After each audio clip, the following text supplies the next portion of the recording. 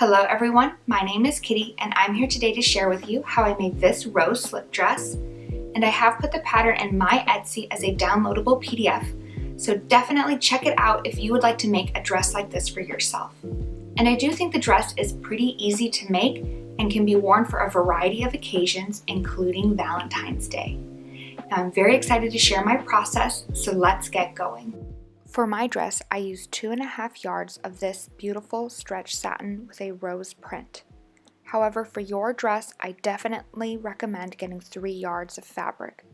That way there's plenty of room to lay out the bias cut pattern pieces.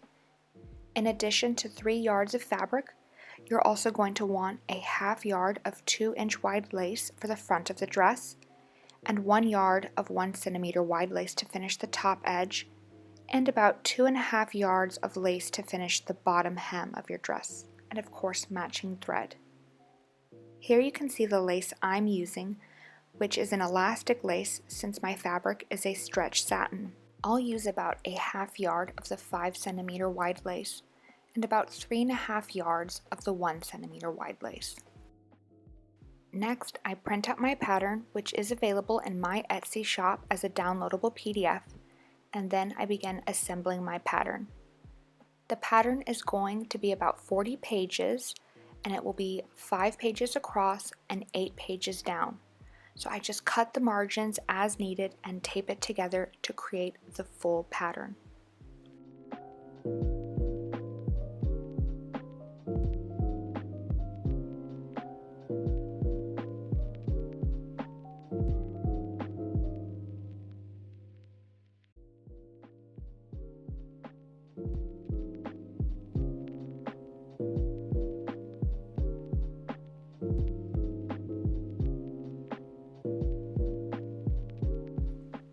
After assembling my pattern, I go ahead and cut my pattern to size. I am going to make my dress in the size medium. However, I do think I'm a little bit closer to the size large measurements. The reason I decided to make the dress in a size medium was because I wanted it to be a little bit more fitted, and because my fabric has stretch to it, I think I can make the medium work. But as usual, I do recommend making a mock-up before you cut into any fancy or expensive fabric. Once your pattern pieces have been cut to size, we can go ahead and lay them on the fabric and cut them out on the bias. Now the true bias is going to be on a 45-degree angle from the selvage, and by cutting our pattern pieces on the bias, the dress will have a slinky, natural stretch to it and will drape very nicely when worn. To find the bias, you can fold the lengthwise grain of the fabric at a right angle so that the lengthwise grain is parallel to the crosswise grain. Now place the pattern pieces on that true bias. Feel free to mark the bias with chalk.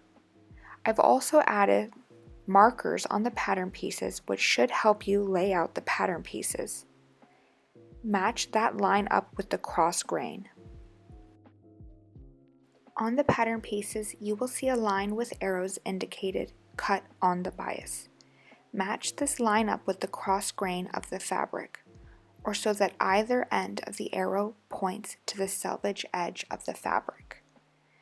By having this line run along the cross grain of the fabric, the center of your dress will run along the bias, and hopefully that will make it easier. Once you have everything laid out, you can go ahead and start cutting your pieces out.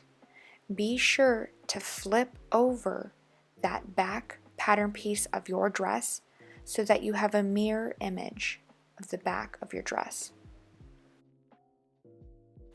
So like I mentioned earlier, I'm only using about 2.5 yards of fabric for this dress. And so it's a pretty tight squeeze trying to get all of my pattern pieces on there. So I do recommend you getting 3 yards of fabric. When cutting my pieces out, I only cut them 1 layer at a time. It's much easier to ensure everything's cut on the bias this way. And after cutting out the front of my dress and 2 back pieces, I cut out my straps, and then I cut my lace to size to match my lace pattern.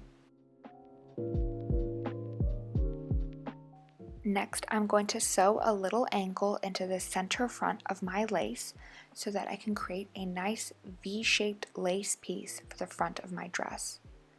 First, I find the center front of my lace, mark it with a pin, and then I take it to the machine and just sew that little angle.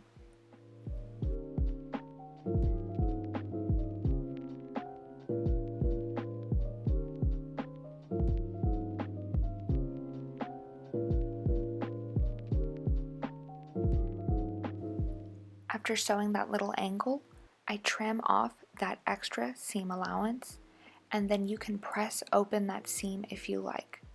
And now our lace piece is ready to be added to the front of our dress.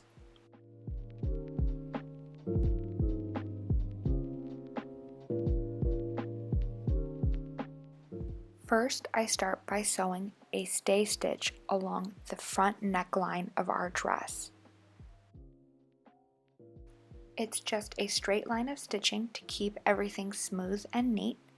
And as you can see at the center front, I just pivot my machine to keep it nice and sharp. Next, I go to the center front and I just clip in a little bit on the seam allowance, not past the stay stitch, just that tiny little bit of the seam allowance.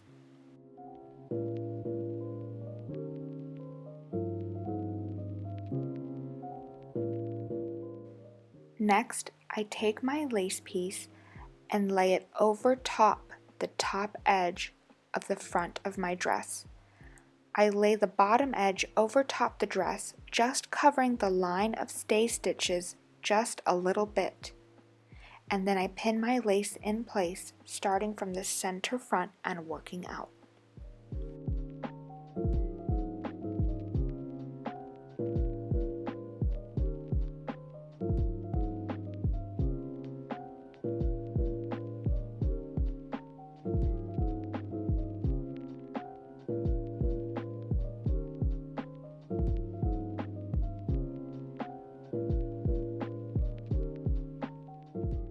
Once my lace has been pinned in place, I can go ahead and top stitch the bottom edge of my lace to the top edge of my dress, working very carefully because I don't want to stretch it out as I sew.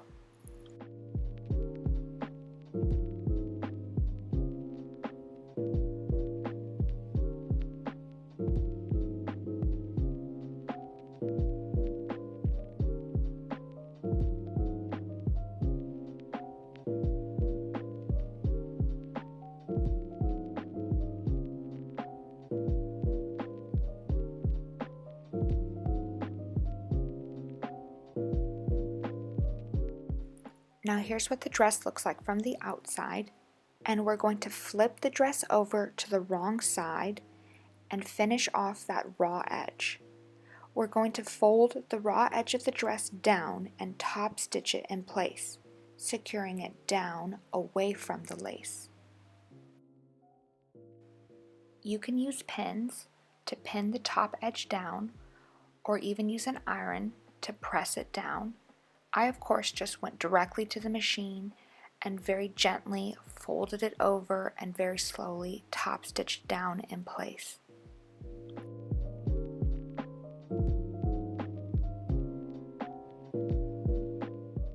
When you reach the center front of your dress, you can see where we clipped the seam allowance, which will help making folding that edge down easier. What you can do is leave the needle down in the machine, lift the foot up, and very gently pivot your fabric and continue top stitching that edge over.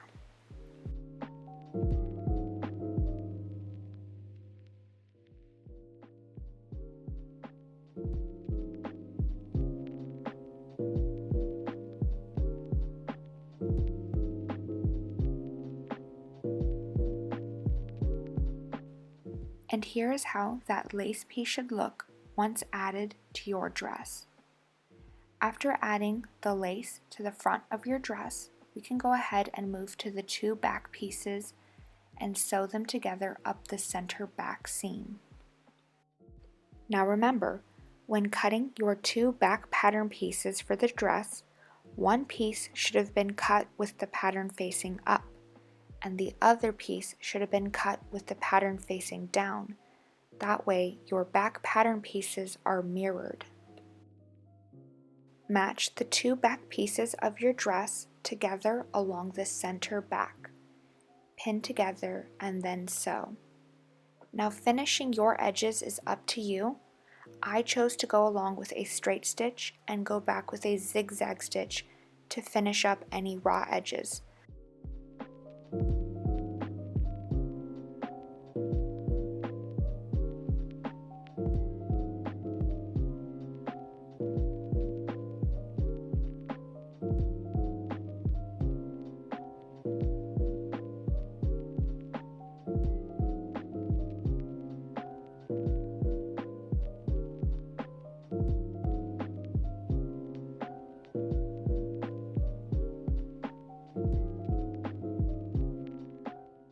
Here is how the seam of the center back of my dress looks, just a straight stitch with the zigzag. With the back seam of our dress finished, we can now create the side seams. Start by matching the sides of the back of your dress to the sides of the front piece of your dress. There should be notches that make it easier for you to match. Pin and then sew.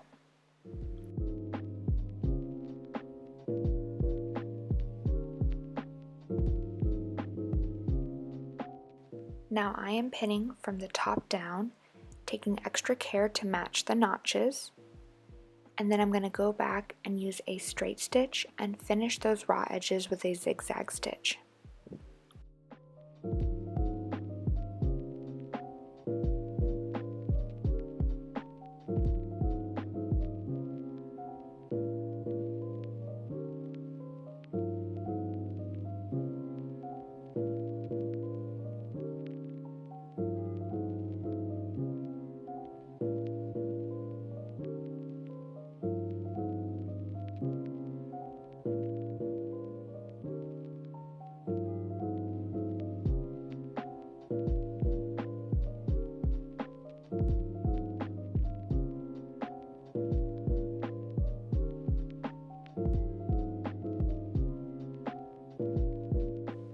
Clip any loose threads as needed, and here's how the dress looks from the inside. As you can see, I've got all my raw edges finished.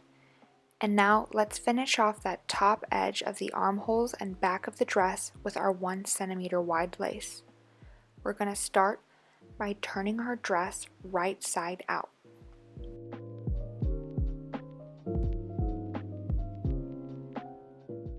If needed, you can trim the sides of your lace just a little bit. And now we're going to match up that 1 centimeter wide lace all along the armholes and back of our dress, starting at the sides of our lace and working completely around. Next, I'm going to match the straight edge of my lace to the top raw edge of my dress, with the scallops of the lace pointing down towards the bottom of the dress. And I'm going to match these edges together and pin them in place, working around the full top edge of my dress. And once I reach the other side, I'm going to trim my lace, and totally optional, but you can fold those edges over to help hide any raw edges of the lace.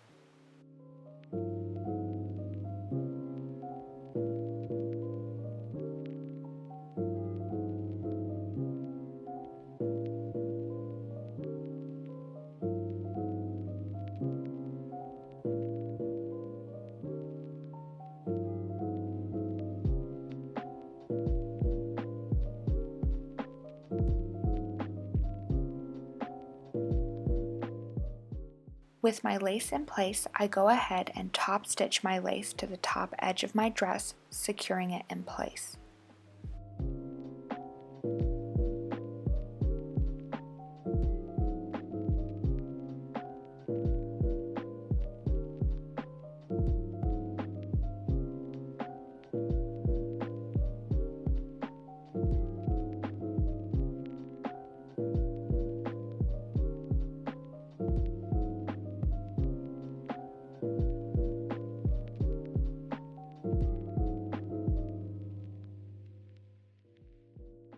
And here is how it should look.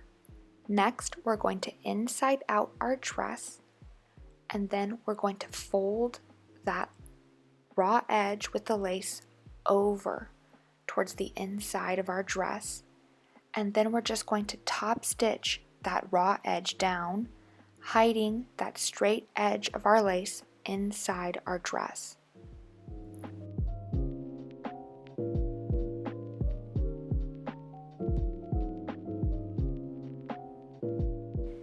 And here's how it should look, just a very cute lace peekaboo edge.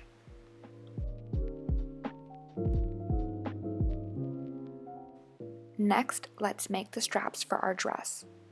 Take the 2 strap pieces that you cut out, and remember you don't have to cut the straps on the bias. And you're just going to fold those strap pieces in half and then sew them along that long edge.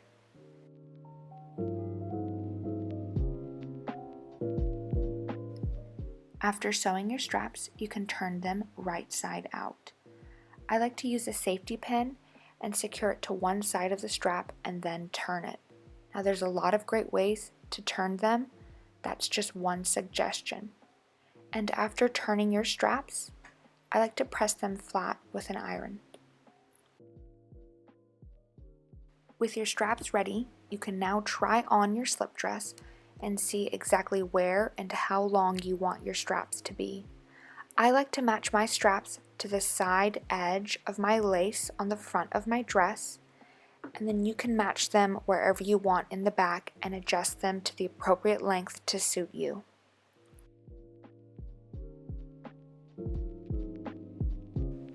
After you've decided where you want your straps to be, you can go ahead and stitch them in place on your dress. I like to give them a few back and forth of stitches to secure them in place, and I also sew the side of my strap to the side of my lace on the front of my dress.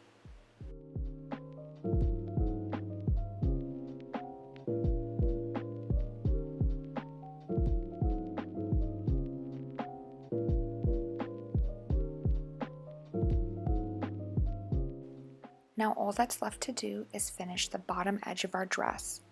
You can go ahead and try it on and decide if you want to trim it a little bit shorter, and go ahead and trim any loose threads if needed.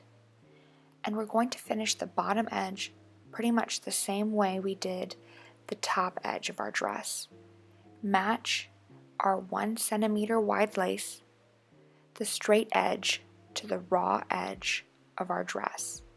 And we're going to have the scallops pointing up this time so that the straight edge matches with that bottom raw edge of our dress. And you can go ahead and top stitch along the straight edge of our lace. Once finished, you can fold the lace over and top stitch that straight edge with the raw edge down to the inside of our dress. And this is how it's going to look.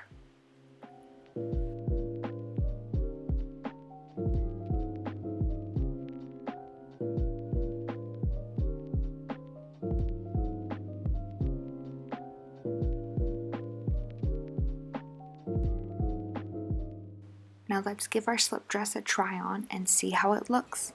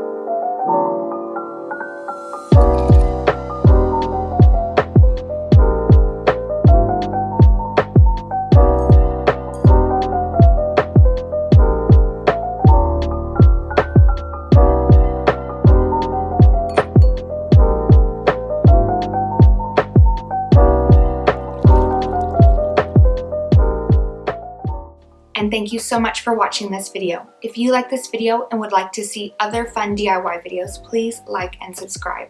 Thank you. Bye.